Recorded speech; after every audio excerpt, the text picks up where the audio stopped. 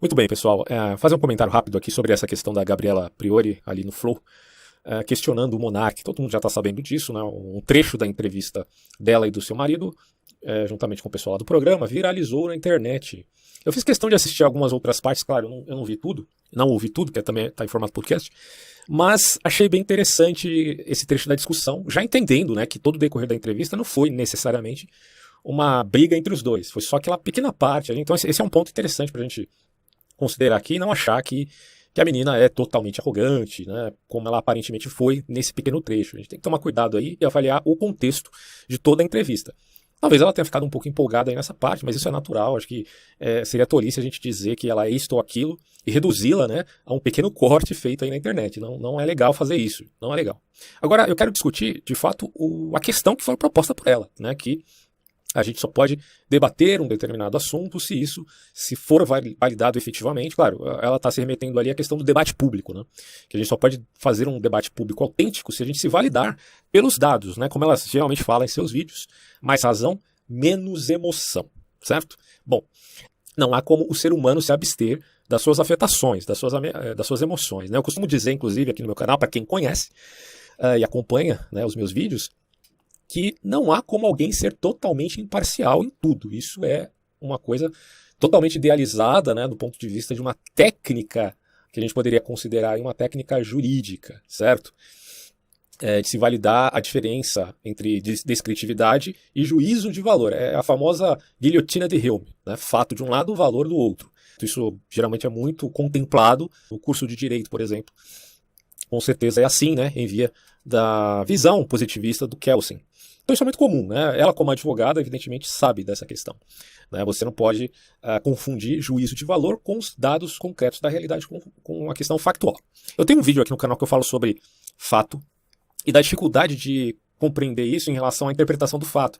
Porque eu não sei se a Gabriela conhece isso, mas o Nietzsche mesmo dizia que a gente tem um fato, isso é ótimo, mas a interpretação do fato também acaba se tornando algo que pode ser enviesado. E muita gente usa do fato de um ponto de vista meramente retórico, tá? Para manipular isso, usando de meia-verdade para a conveniência de uma mentira em seu núcleo. Então, é aquela velha diferença entre o centro e o periférico.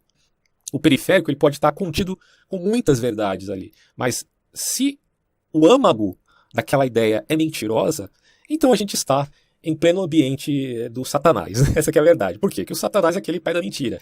Ele fala a verdade por conveniência. O diabo facilmente pode dizer que 1 mais 1 é 2, não tem problemas para ele. Mas ele nega a eficácia da piedade, né? Segundo se diz ali no texto, nas escrituras, né, sagradas e tal. Bom, daí se entende que a validade de se dizer precisamos dos dados é de que você tem que se aproximar o máximo possível da realidade. Porém, ainda temos o problema de ter que lidar com a possibilidade daquela tal realidade estar sendo manipulada retoricamente, certo? Então essa é uma questão. Agora, dizer isso significa que nós temos que ser, enfim, sofistas? Não, esse que é o ponto. Eu vi um comentário do Adrilles sobre esse caso, do Adrilles e do o outro lá, o Joel, né, lá na Jovem Pan. A gente sabe que a Jovem Pan tem uma tendência muito ruim em defender o governo Bolsonaro, isso é péssimo, péssimo, né? Mas ali, nesse programa do Morning Show, que tem esses dois aí, você tem um embate entre Joel e o Adrilles. Então, um defende o Bolsonaro a todo custo, que é o Adrilles, e o outro o ataca, né? O Joel, apesar de ser um cara que aparentemente é mais moderado, tem muitas coisas que eu também discordo, né, da visão dele. Então não quero defender aqui nenhum nem outro. Mas eu acho que o Adrilles já passou de todos os limites no que se refere a defender o governo Bolsonaro. Ele estava falando uma coisa que eu achei muito interessante, por discordar disso, inclusive, né, que Sócrates era também um sofista. Eu falei, caramba, qual a conclusão disto? Né? Porque Sócrates mesmo admite que há situações onde o argumento termina em aporia, ou seja, em perplexidade. Tá? Eu tenho um vídeo aqui no meu canal que eu falo sobre o paradoxo e a aporia e o que de fato isto significa. Gostaria que vocês também assistissem para entender um pouquinho mais sobre esse assunto, do ponto de vista dessa bibliografia que eu utilizei. Ali, se não me engano, eu utilizei o Nicolas Bagnano, na sua História da Filosofia, e também a Enciclopédia de Termos Lógicos, nesses dois vídeos. Então, se vocês quiserem dar uma vista lá, um é relativo ao fato, e o outro, eu vou deixar as imagens aí do título do vídeo, que eu não estou lembrando agora, aí vocês podem dar uma acompanhada lá depois. E o outro, melhor ainda, eu vou deixar o link, né, porque isso aqui vai estar em podcast também, né, para quem não tem a imagem, então vou deixar o link abaixo, é mais fácil. E o outro é sobre essa questão aí do paradoxo das aporias, tá? Que são questões muito importantes. Então, assim, um mínimo de embasamento lógico e factual é fundamental para qualquer discussão. Então, não é porque a gente não tem a capacidade de chegar a uma verdade última do ponto de vista da mera discussão analítica que a gente vai ignorar, né, que há necessidade de admissão de que algo está mais próximo da verdade do que outro. Senão a gente vai cair na falácia cética da equivalência entre narrativas, ou equipolência, tá, entre narrativas, que é uma mentira cética de um ceticismo da antiguidade, de Pirro. Todos já conhecem isso, imagino, se acompanham o meu canal, porque eu tenho um vídeo também, um terceiro vídeo para vocês aí, ó, ceticismo segundo Pirro. É um outro vídeo que eu tenho no canal que vocês vão entender o que é o ceticismo na história do pensamento, e não só nesse ponto de vista mais senso comum que a gente tem hoje, de que cético é científico, etc e tal, né? Aliás, falar de bom senso é importante a gente abrir um espaço aqui, abrir um leque, né, nessa discussão, porque o senso pode ser algo bom e não ruim, como muita gente disse, e daqui a pouco eu explico à luz de 3 autores, tá? O Edmund Husserl, o Doiver, que é um filósofo holandês, e o Thomas Reid, que é da escola escocesa, que cunhou o termo senso comum do ponto de vista filosófico, tá? Vou citar esses 3 aí porque vocês vão gostar bastante de entender esse ponto de vista dentro da esfera, né, do campo que eu estou abordando aqui, que é o campo filosófico. Bom, é que acontece, né? Voltando um pouquinho. O Adrilles, então, diz que Sócrates seria, de certo modo, um sofista, sem considerar que Sócrates mesmo admite que, em determinado momento, a gente pode chegar a alguma verdade, mas que outras verdades vão terminar, de fato, em aporia, não tem jeito, tá? Então, Sócrates, apesar de considerar que, sim, podemos alcançar algumas verdades, ele também vai admitir uma dificuldade em se ter uma verdade última, ainda que Platão seja, enfim, um grande metafísico, que já é um empreendimento que começa com Sócrates e culmina com Platão, mas há diferença entre Platão e Sócrates, efetivamente, certo? Então, esses pontos têm que ficar claros, né? Porque deu a entender na fala do Adriano, também não quero ser injusto com o cara aí, né? Ele poderia elaborar melhor, né, o que ele quis dizer referente a isso, mas enfim. Mas o fato é que há uma diferença clara, evidente entre Sócrates e os sofistas, ainda que lá na antiguidade mesmo alguém pudesse chamar também, né, Sócrates de sofista. Tá?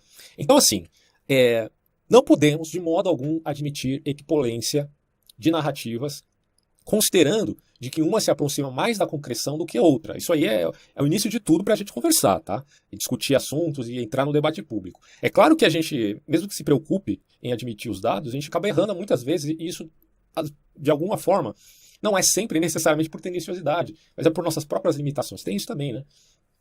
A gente pode acusar o outro de ser tendencioso propositalmente, de ser retórico, mas nem sempre é assim. E outro ponto que tem que ficar claro aí é o seguinte: existem discursos. Eu sei que muita gente não vai gostar, mas isso está muito vinculado àquela coisa do olavismo, aquela coisa dos 4 discursos. Muita gente critica hoje o Olavo, porque eu considero que ele realmente está errando muito em defender o Bolsonaro.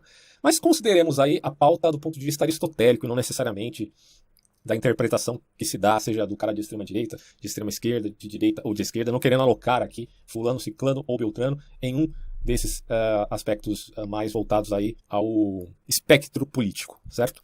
Mas consideremos, um dos discursos de Aristóteles é a retórica, outro é a poética, outro é a dialética e o outro é o analítico, certo? Então você percebe que esses 4 discursos são fundamentais. Então, assim, quando o monarca vai dizer o seguinte: olha, a gente está aqui meio que numa conversa de bar, tudo bem que não é necessariamente um bar, mas é uma conversa de bar aqui, a gente está trocando ideia, com liberdade. É aquela ambientação tipo livre, cara. Você não vai ficar me censurando, não, mas você está errado, você não tem dado isso aqui. Tudo bem, a gente fala e tal, mas minha impressão, ainda que eu não demonstre os dados, pode estar certa. E eu tenho que admitir aqui que o monarca está correto em parte nesse quesito, certo? Porque não é problema nenhum, meu amigo, de você falar das suas impressões. Por exemplo, ele estava falando ali, até onde eu entendi, da preocupação dele com a educação no Brasil, que é lamentável, né? E não só isso, tudo bem, aí a menina pergunta, mas a respeito dos dados, né? Ela fala, não tem os dados aqui, mas eu sei que tá ruim, né? E por mais que, se eu for escrutinar isso a fundo, meticulosamente, aliás, esse processo de meticulosidade é muito claro na modernidade, isso aparece muito, né? Desde Kant até aqui, meu amigo, o que mais tem é gente meticulosa. Mas esse pessoal meticuloso, eles têm um problema sério, que é cair nos reducionismos, que são, na verdade, recortes da realidade. E quando você recorta a realidade e tira esse pedaço do todo, Thomas Reid vai dizer o seguinte: olha, você já está falseando a realidade aí, porque a realidade não é recortada, amigão, né? E Thomas Reid dizia isso para quem? Para David Hume. Não é pouca coisa não, meu filho. Então a gente vê um debate entre Gabriela, Priori e Monark, né? E se esquecer dos grandes debates filosóficos, como entre David Hume e Thomas Reid, é lamentável, né? Consideremos, é lamentável. Então, essa crítica do Reid vale hoje muito mais, tá? Porque a gente vive num mundo que se diz científico, do ponto de vista positivo, nós temos sim a capacidade de distinguir melhor a realidade por esse processo científico, que sou, claro, a favor, mas também temos o aspecto ideológico envolvido nesse esquema científico que cai naquela narrativa do cientificismo, que é uma coisa que vai muito além do científico, porque é o juízo de valor, ainda que velado, veja, porque a tática muitas vezes da retórica é essa, você velar o seu juízo de valor para acoplá-lo à descritividade. E aí você vai dizer, tá vendo? Nós temos que ser assim, assim, assado, porque assim diz a ciência. Então, pela descritividade científica do aspecto empírico e matemático, agora temos que ter uma nova moral, uma nova regra, uma nova forma de viver. Bom, você está fazendo um juízo de valor aí, não tá? Ok, não estou condenando de forma alguma, até por fazer crítica a essa pavimentação de fato e valor, essa divisão, essa degola, diria, que é excessiva, né, no positivo, principalmente na era do positivismo lógico. Então, vocês veem, eu estou dando para vocês aqui um aspecto histórico do que realmente acontece no mundo, né, do ponto de vista do pensamento que vai reverberar até mesmo em discussões de bar, que são, enfim, gravadas, né, que tem aí, portanto, a sua audiência. Tudo isso é muito complexo e tem que ficar claro para vocês, porque tem muita gente que confunde as coisas, porque elas literalmente fazem recortes da realidade e desconsideram todo o resto, certo? Só que uma coisa, enfim, vai acabar implicando em outra. Não tem jeito, não tem como fugir disso, meus amigos. Do ponto de vista, portanto, daquele que abarca o aspecto dentro de uma visão filosófica, ele está dizendo, olha, eu tenho que ser um pouquinho mais holista do que esse pessoal aí que está desconsiderando esses recortes. Mas voltemos a Aristóteles. O Aristóteles vai falar das 4 linguagens, né? Ou melhor, discursos. Então você tem ali o poético. Poxa, o discurso poético, meu Deus, ele é fundamental. E ele não está baseado necessariamente em dados estatísticos, né? Ou nem mesmo no aspecto de um logicismo enraivecido com a suposta irracionalidade de que o discurso poético apresentaria. Esse discurso é fundamental para você repensar a vida. Como diria aí o professor Quadros, apesar de discordar muito, né, dele, né, no aspecto teológico, mas ele vai dizer algo muito interessante que eu vou replicar aqui. Isso aparece também em Doiver, né?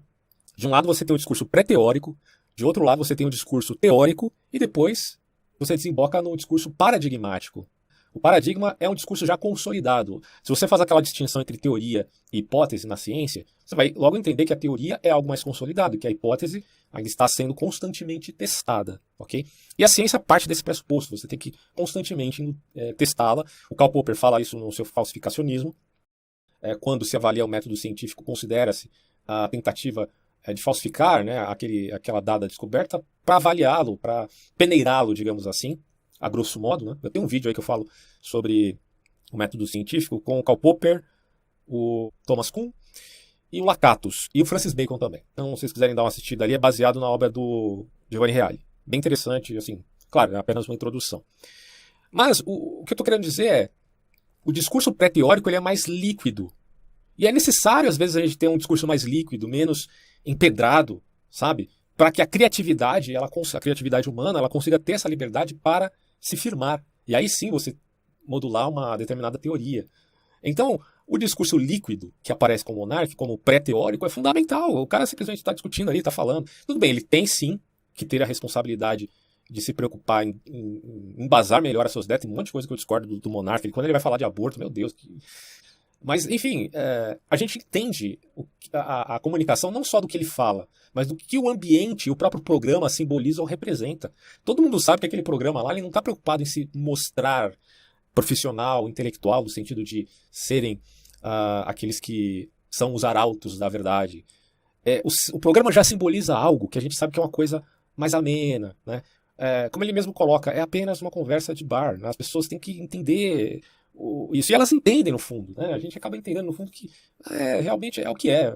O programa não representa de modo algum a última palavra, né? Do ponto de vista de teses pautadas aí em grande bibliografia. Né?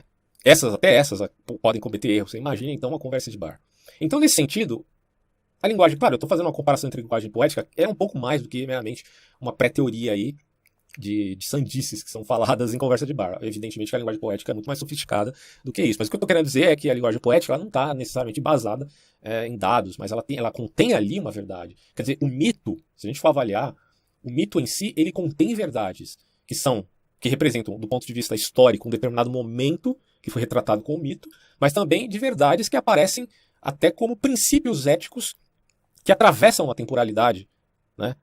E aí isso eu digo para não cairmos no relativismo, como a crítica que eu faço ao relativismo cultural, num dos vídeos, mais um vídeo aí para vocês também assistirem se quiser, uma crítica ao relativismo cultural e aos antropólogos que defendem isso com unhas e dentes, sem considerar que isso cai em grande aporia, tá?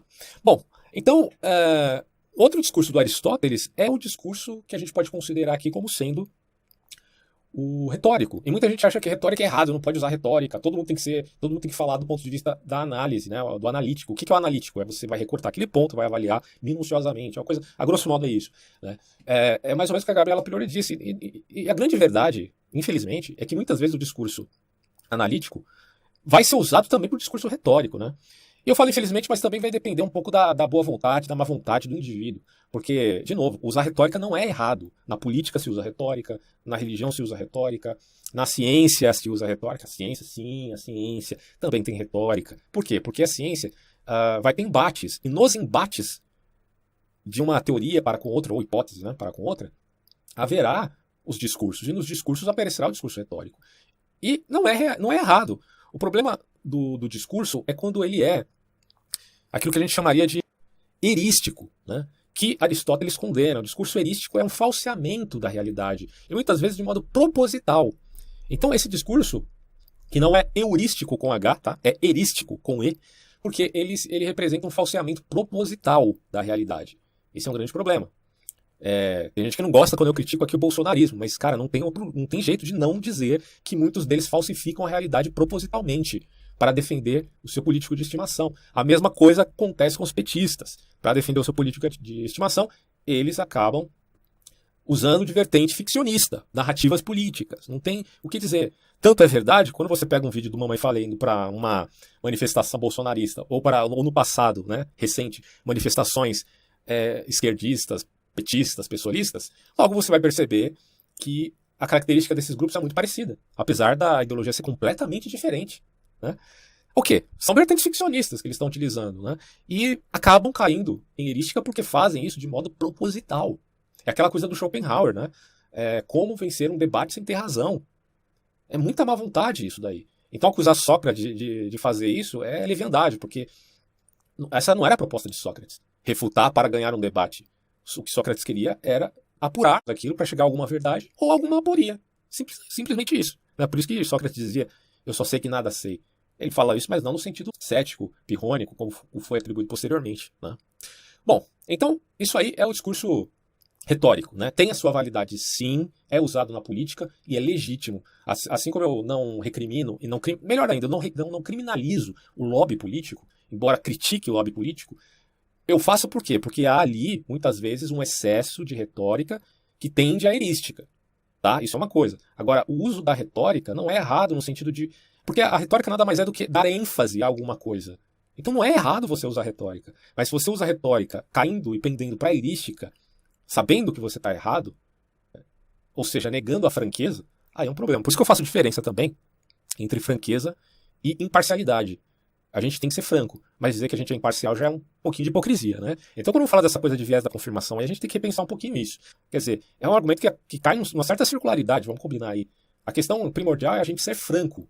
Eu admito que eu não sei tudo, mas eu acho aqui, eu tenho, e aí vale também o aspecto da intuição do ser humano, que não vai necessariamente trabalhar com dados, né, diga-se de passagem, vale a intuição de... Bom, eu estou pendendo mais para esse lado do que esse, né? Como eu falei recentemente aí do texto bíblico, sobre a genealogia de Jesus, com o Rabino, né? Rabino criticando e tal, porque ele já tem um pressuposto. Eu tenho outro pressuposto, né? Mas assim, vale sim, na discussão, a gente ser franco e tentar... Tudo bem, a gente pode não resolver uma coisinha ali, outra aqui, mas tratar o assunto da maneira mais legítima possível, certo? Porque existe uma certa complexidade quando a gente fala de história, principalmente, é de que essa disciplina não é, de maneira alguma, ciência exata, né? Então a gente fala em termos probabilísticos e não em termos matemáticos. Bom, agora, passando para outro discurso, que é o discurso dialético, que aparece, e aí eu admito a dialética no sentido socrático e não no sentido que aparece em Hegel, que a dialética é a estrutura da realidade, quando você tem tese, síntese, aliás, tese, antítese, síntese, e isso vai numa espiral você tem o progresso e o regresso, e a síntese, e assim por diante, ou seja, uma progressão em espiral. Mas, bom, isso fica para outra hora, essa crítica ao hegelianismo. O que eu quero dizer é, validemos aqui a dialética no sentido socrático e também aristotélico, né? Porque já que a dialética aqui é um discurso em Aristóteles. Aliás, para Aristóteles, a ciência tem que ser dialética, não tem jeito. E a ciência é dialética, fato. Né? Quando você critica uma tese, claro, vai depender se você tem os dados. É como o Thomas Kuhn dizia, mas espera aí, você está criticando a ciência, beleza. Em que ponto? Nisso, naquilo outro. Bom, qual é a anomalia que você está apresentando a respeito de uma determinada teoria ou hipótese? É esta. Se a anomalia é forte o suficiente até para desbancar a teoria, que já é evidentemente aceita por plausibilidade científica, do que a hipótese, que seja. Porque você tem demonstrado que há uma anomalia. É aquela coisa, aquele velho debate entre defensores aí do design e defensores da evolução, né? Os caras do design chegam e falam, mas tem... Olha aí, achamos ossadas de dinossauro que tem tecido mole. Né? Como é que você explica isso? Bom, os caras da evolução têm uma forma de explicar isso. Os caras do design vão dizer, não, mas não tem nada a ver com o que você está falando, porque você está dizendo que tem que ter milhares e milhares de anos aqui, milhões e milhões de anos. Não tem como ter tecido mole aqui. Bom, a gente pode dizer que isso é uma anomalia? Há quem defenda que sim, há quem defenda que não. E nesse ínterim tem muita retórica envolvida, às vezes tem erística, às vezes tem também relatos honestos. Né? Então a coisa fica um pouco confusa para o público mais leigo. Né? Por isso que eu nem vou dar meus apontamentos sobre isso, eu só estou descrevendo, né, que esse tipo de ocorrência acontece. Então a gente tem que ficar muito atento sobre essa confusão de discursos, porque eles se interpenetram invariavelmente. Tá? Então às vezes você tem um discurso dialético e que se pauta, por sua vez, com um discurso analítico. E aí o que é o discurso analítico? Bom, pela dialética você já afunilou a coisa para um processo mais analítico, que você vai ter, então, essa meticulosidade de avaliar os dados, a concreção e a realidade. Certo? Então, nesses 4 discursos aristotélicos, por mais que isso seja muito falado na direita e o pessoal abomine isso por conta dessa coisa do negacionismo, do coronavírus e tal, bom, admitamos que em Aristóteles isso é muito válido para os nossos dias. Vamos combinar, né? É muito válido. Agora, e do ponto de vista aí dos autores que você citou, Doiver, Russell e o glorioso Thomas Reid. Vamos lá, eu tenho aqui, já para fechar esse áudio, um quadro que eu fiz algumas anotações, então vou utilizá-lo para falar sobre isso. Deixa eu só abrir aqui. E na galeria. Dura achar a imagem aqui, cara. Deixa eu ver se é essa aqui. Não, não é. Vamos lá. Achei. Aqui é o seguinte, gente. Esses 3 autores eu consigo conectá-los de algum modo, e talvez aqui em Discord, quem é especialista nesses autores, não sou especialista em nenhum, mas estudei já os 3, menos o Doiver. O Doiver é um cara que eu ainda não estudei muito a fundo, né? Tenho até uns amigos que gostam muito desse autor, são neocalvinistas, e falam muito dele e tal. E algumas ideias dele eu achei muito interessante, pelo menos das aulas que eu já assisti, né? Mas o Thomas Reid é o seguinte, é aquele cara que vai falar do senso comum. E o que é o senso comum para a escola escocesa? Bom, hoje em dia é notório, né, em faculdades, principalmente naquelas de orientação uspiana, de dizer que o senso comum está errado, que a gente precisa se aprofundar, mas espera lá, vamos voltar para os filósofos e ver o que isso significa à luz, por exemplo, da escola escocesa. Para o Reid, o senso comum é a experiência concreta da realidade. Então, quando a gente fala de senso comum para o Reid, a gente está falando, é a experiência concreta, amigão. Isso aqui é a coisa mais importante que tem, né, para se falar de qualquer outra. Porque o Reid está dizendo, eu tenho que ter de início o autoevidente, porque senão eu vou cair no trilema de Agripa, que é o trilema cético, que diz que a epistemologia não se justifica. E por que a epistemologia não se justifica? Porque a epistemologia, principalmente platônica, vai dizer conhecimento verdadeiro justificado. Bonito isso. Isso foi aceito por muito tempo, até passando por cima dos céticos, inclusive, chegando ao famoso Goethe do século XX, né, século passado, que com seus contra-exemplos, disse que não haveria possibilidade. Isso aí eu coloco no meu vídeo sobre fato. Assista lá. Com seus contra-exemplos, ele vai dizer, muitas vezes, o justificado aí é provocado por certo acaso. Né? Problema. Bom, e muitos tentaram refutá-lo e tem toda essa celeuma, essa polêmica, né? Quando se fala, portanto, de epistemologia. Mas o que o Reid vai dizer é o seguinte, não importa, a gente tem que partir do auto-evidente, porque o trilema de Agripa vai dizer que a gente pode cair em ciclos em argumentos circulares, ou a gente pode cair naquilo que a gente chamaria de retrocesso infinito. Tem vários problemas. Mas admitamos, portanto, dirá Thomas Reid, o auto-evidente. Eu preciso do testemunho da memória para fazer ciência. Como é que eu faço ciência? Só com método empírico e matemático? Você não está se esquecendo de um detalhe, não, amigão? Você precisa também do testemunho da memória. Você precisa também reconhecer o mundo fora de você mesmo. Você precisa reconhecer outras mentes além da sua. Como é que você prova que existem outras mentes além da sua, né? Pergunta isso pro positivista lógico, coitado. Ele não vai saber responder. Dentro do caráter do positivismo radical do século XX, ali, de meados do século XX. E o Thomas Reid, portanto, assevera: precisamos ter o senso, precisamos admitir o senso de certo e errado, admitir que existe um mundo fora de nós, admitir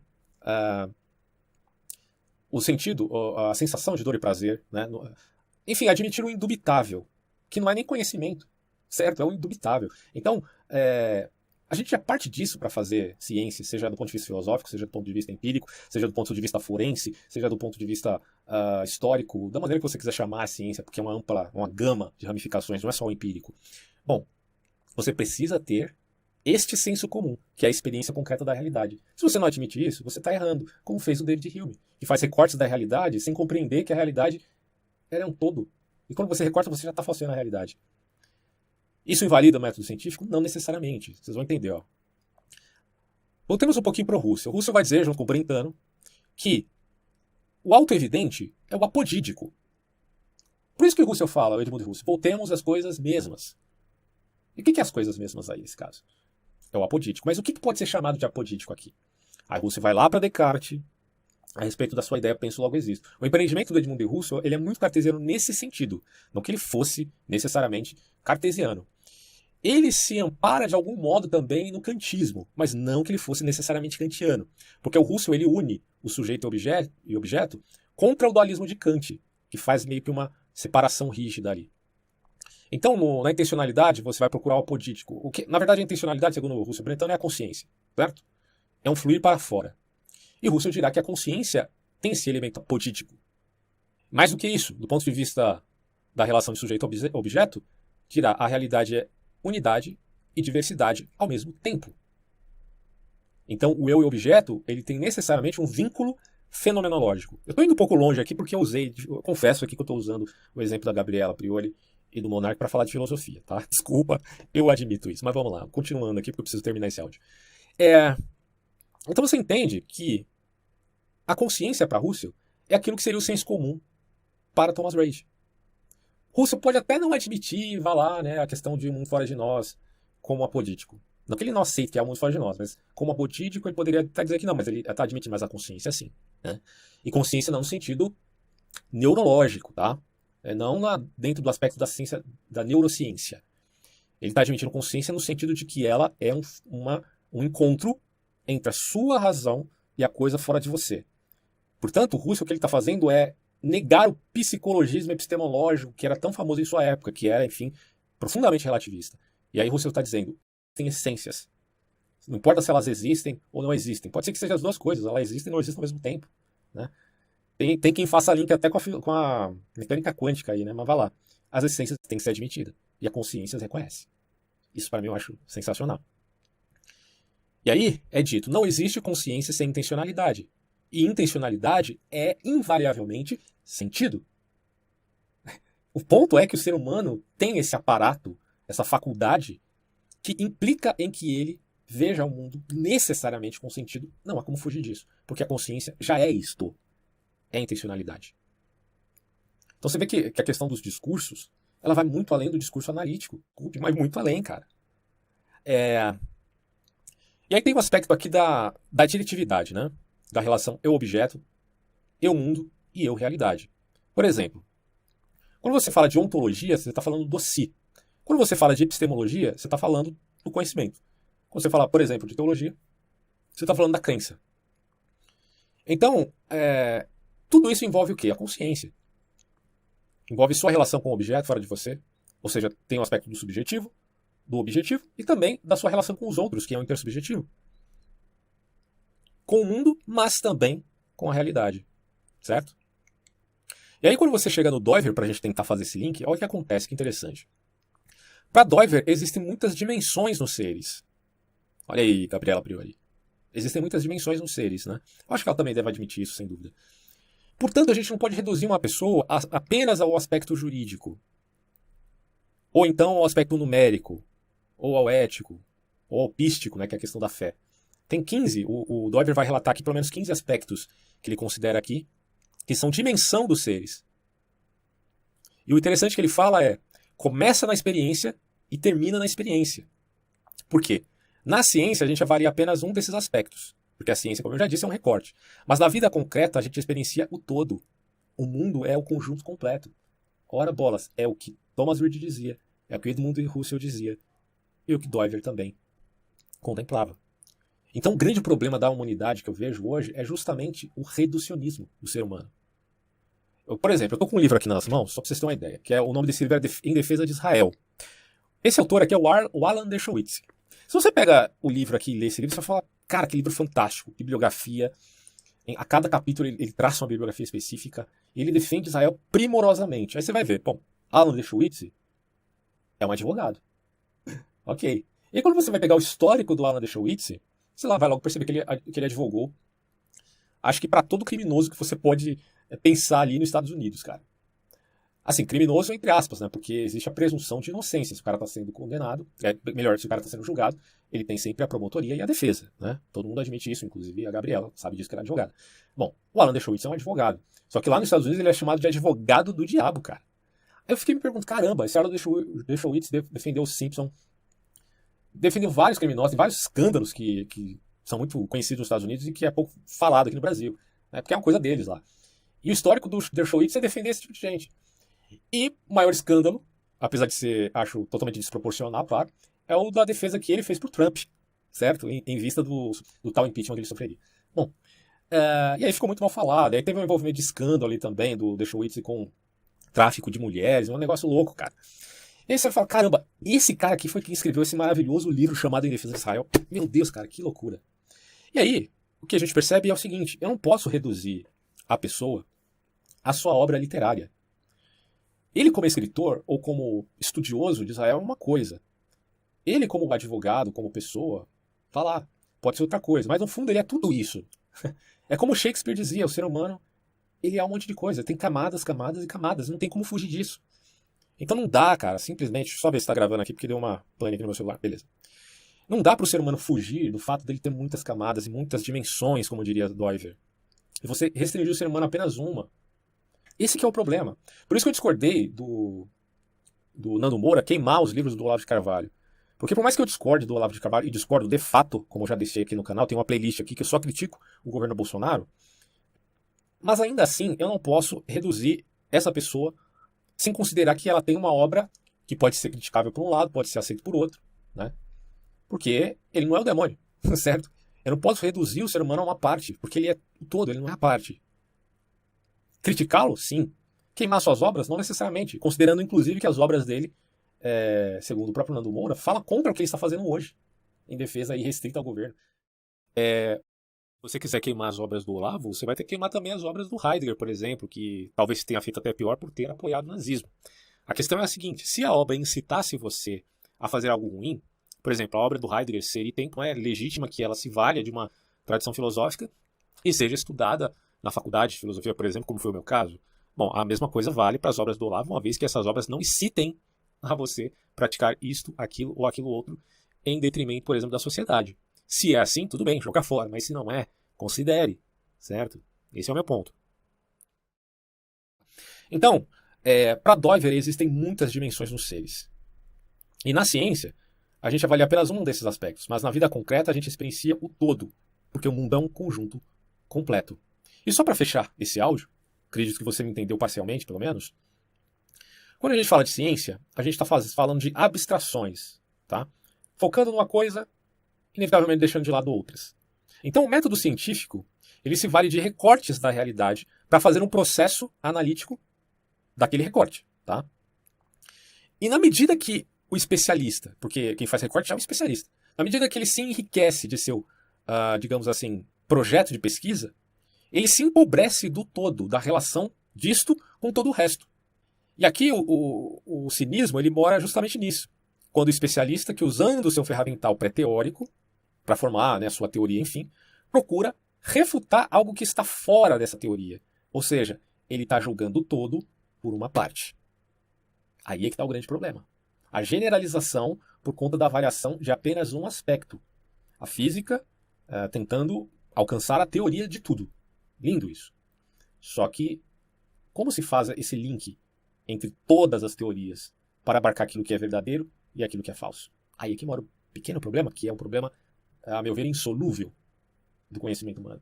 Então, o que a gente muitas vezes vê, em todo lugar, até no discurso retórico da ciência, não estou falando no discurso científico propriamente dito, mas na retórica da ciência é justamente isso. É você fazer uma defesa irrestrita a ela, como se ela fosse uma coisa só, quando ela é um monte de coisas que não representam um bloco monolítico. Ok, representa um método, mas não existe só um método empírico e matemático.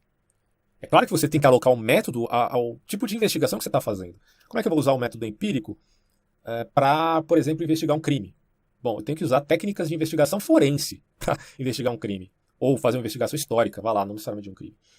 E talvez, pontualmente, aí sim eu posso usar um método empírico para testar isso, aquilo, outro e provar. É uma junção, uma conexão de muitas coisas envolvidas. Isso é o mundo, certo? Então, não dá para restringir a coisa, o discurso, apenas para o processo analítico. Isso acaba sendo redutor. E lembrem, o reducionismo é uma marca da pós-modernidade. E ele tem feito muitas pessoas se perderem. Porque elas se veem reduzidas, são reduzidas à política, ou são reduzidas ao ódio, ou são reduzidas ao ressentimento, ou são reduzidas à sexualidade, ou são reduzidas à religiosidade. Sempre esse se esquivar do ser como um ser total, que tem várias dimensões e não uma só. Ou das pessoas que auto se reduzem, elas, por conta própria, acabam reduzindo a si mesmo e a sua personalidade a um determinado vício ou até crime. Bom, nesse caso, ela vai ser avaliada também do ponto de vista jurídico. Por isso que há essas 15 camadas citadas aí, como eu já disse, pelo filósofo holandês. Você tem o aspecto jurídico. Você não vai deixar de tê-lo porque há também outros elementos que fazem parte do seu ser. Mas aquilo que for mais enfático, certamente haverá de ser mais notado do ponto de vista do público, tá? No geral. Então, o fato de você ter essas muitas nuances não implica em que você não tenha que prestar contas, né, do ponto de vista do crime à sociedade, evidentemente que sim, certo? Agora, só para lembrando, né, que no debate ali entre o Monark e a Gabriele, ou Gabriela, no caso, com A, né, no final, ela demonstrou uma certa tranquilidade quanto a 2022, né, na figura de dois populistas, de um lado Bolsonaro e de outro lado Lula, dizendo que poderia surgir muitas outras coisas novas, etc e tal. Mas, vamos combinar, cara. Você acha mesmo que esse tipo de argumento é adequado à luz do que nós temos como um mero cálculo intuitivo, né? Aqui a gente não está de fato lidando com dados, mas está olhando lá para frente e falando, cara, se não acontecer nada, isso é muito preocupante, porque a gente vai ter dois populistas disputando a presidência da República. Dizer que isso não é preocupante, nossa, desculpa, mas é uma coisa absurda. Agora, eu concordo com ela, que em vez de ficar se lamentando, a gente tem que fazer alguma coisa para mudar essas circunstâncias. E no final, para fechar de vez esse diálogo nosso, assim, a grande questão da Prioli ali, não vou dizer erro, assim, não é falar aqui de erros e acertos, mas eu acho que o problema dela foi usar um discurso retórico para defender um discurso analítico. Porque, como eu disse, existem várias formas de discurso e a pessoa não pode se ater a apenas um aspecto abstrativo e achar que isso se refere ao todo.